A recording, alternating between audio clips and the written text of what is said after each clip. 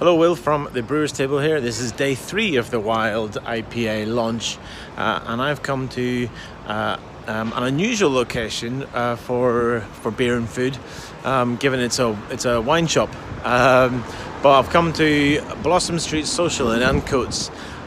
There's a little pop-up in here called the Tine restaurant, T-I-N-E, specializing, it seems, in seafood, but I'll let Josh from Tine restaurant explain all when we get inside.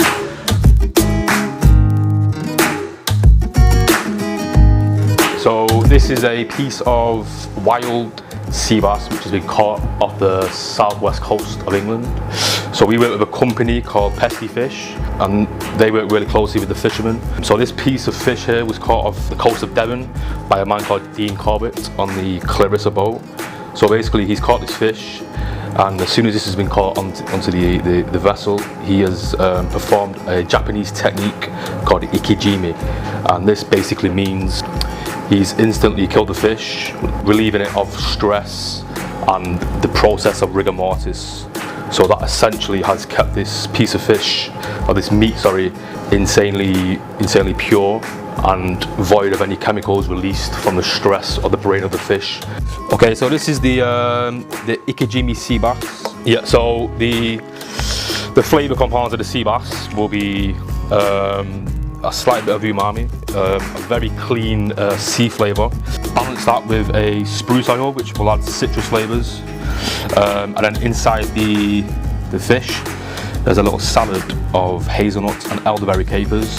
So that's there just to add texture and a bit of acidity from the elderberry capers. And then we've got this fermented barley brine, and then we've just blitzed this with hazelnuts. So we just blitzed and emulsified it with a little bit of hazelnut oil also, and it's just given us this really nutty, deep sort of milk, which we think goes quite nice with the sea bass. Okay, so been through the process now. We've got the finished dish. So this is fresh ikijimi sea bass, yeah, with fermented hazelnut.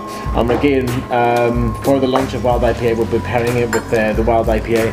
So I think we're just gonna tuck straight in. So after you.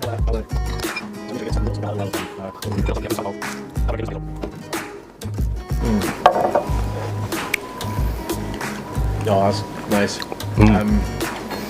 On the grapefruit really works with the what are these other bits? So these are young pine shoots. Right. So we've just dressed the sea bass with the oil of this. Yeah. So we've made an oil from that, and then just on the top, just a slight sort of grapefruit note. So I think it's, rather than maybe you're tasting it out right now, I think it's just going with the beer, the sort of grapefruit notes of the beer. Right. You know what I mean? Yeah. So I think it sort of lifts it a wee bit, doesn't it? Yeah, definitely. Because this dish to me is usually a little bit richer, but with this beer, it's just cleaned it up. So, because obviously the hazelnut milk is quite rich, but I think with the beer, it's made it go. I love it. Yeah. I love the delicacy of it, and then obviously how this works. This little thing in the middle. Yeah. That's lovely. Yeah, that's just to add a bit of texture and a little bit of acidity. Yeah, it's really good as well. Yeah.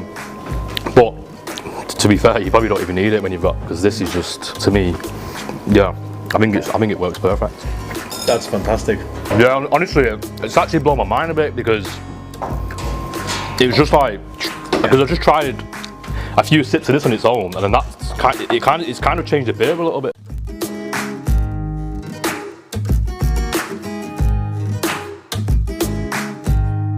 Okay, so wow, that was probably the best sea bass that I've ever had in the UK. Never had sea bass taste like that before. Not fishy at all, just this kind of creamy meatiness to it that was really good.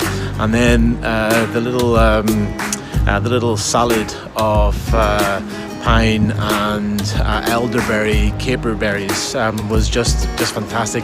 And then working with the Wild IPA just elevated it. Real big grapefruit flavors, but really good. So make sure you follow them, check them out. Tine restaurant at Blossom Street Social. Cheers.